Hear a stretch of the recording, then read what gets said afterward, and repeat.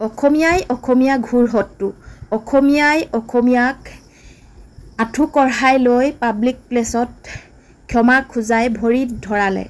নমস্কাৰ বন্ধু বান্ধৱীসকল, মই মৰমী মোৰ ইউটিউব চেনেল আৰু ফেচবুক পেজটিলৈ আপোনালোক সকলোলৈকে স্বাগতম জনালোঁ। মই কাৰ কথা কৈছোঁ আপোনালোকে গম পাইছেনে? পংকজ পাঠকক আজি এইখন অসমতেই অসমীয়া লোকে আঁঠু কঢ়াই ক্ষমা খুজালে। কাৰণটো কি আপোনালোকে নিশ্চয় বুজি পাইছে চাগৈ। কাৰণটো হৈছে তেওঁ যি ঠাইত আচলতে আঁঠু কঢ়াই ক্ষমা খুজাইছে সেই জেগাডোখৰলৈ আহিছিল দৰৱ বিকিবলৈ, আৰু যিকেইজন তাত কাৰ্যকৰ্তা আছিল তেওঁলোকে পোনপ্ৰথমতে ভণ্ড বুলি ভবা নাছিল, আৰু এগৰাকী মহিলা আহি যেতিয়া নেকি চুলিত সৰা বা চুলি গজা তেলটো বিচাৰিলে, বাৰে বাৰে বিচৰাৰ ফলত তেওঁলোকক বিচাৰাৰ বাবে ধমক দি তেওঁলোকক বোলে মাৰপিট কৰিলে। কিন্তু মাৰপিট কৰাৰ পাছতহে গম পালে যে পংকজ পাঠক এজন ভণ্ড। তাৰ আগতে কিন্তু তেওঁলোকৰো কিবা প্ৰফিট আছিলে চাগৈ, নহ'লে জানো তেওঁক তাত বহিবলৈ দিয়ে? এতিয়া আকৌ সংবাদ মাধ্যমৰ আগত কৈ আছে তেওঁলোকে বিনা টেক্সত দৰৱসমূহ বিকিছে, তেওঁ কোম্পানীটো বেন হ'ব লাগে, এনে নানা ধৰণৰ কিছুমান কথা কৈছে। আপোনালোকে নিশ্চয় সংবাদ মাধ্যমত শুনিছে।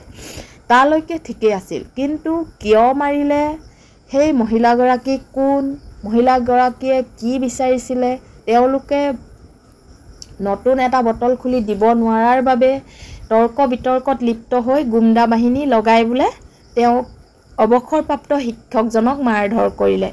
কিন্তু তেওঁলোকে ভবা নাছিল নেকি, আগতে অনুষ্ঠানটো পাতিবলৈ লওঁতে গম পোৱা নাছিল নেকি পংকজ পাঠক যে এজন ভণ্ড বেপাৰী, পংকজ পাঠকৰ দৰৱ খাই কিছুমান মানুহৰ যে মৃত্যু হৈছে, এইবোৰ বাতৰিটো আগতেও প্ৰচাৰ হৈছিল। কিন্তু তেওঁলোকে এইবোৰ গম পায়ো আকৌ পংকজ পাঠকৰ এটা অনুষ্ঠান পাতি গাঁৱৰ মানুহক এই দৰৱসমূহ বিকাই কমেও 1 লাখ টকাৰ বিক্ৰী কৰিছে বুলি তাত সংবাদ মাধ্যমৰ আগত কিছুমান লোকে কৈছে, আৰু তাত চিল নমৰা কিবা নমৰা নথকাৰ দৰৱসমূহ বিকিছে। কিন্তু এইটো এতিয়া কিয় তেওঁলোকে অনুষ্ঠানটো পতাৰ আগত এইবিলাক সজাগ হ'ব লাগে, কাৰণ এতিয়া গাঁৱৰ ৰাইজৰ বহু টকা লুটি পংকজ পাঠকে ইতিমধ্যে ল'লেই।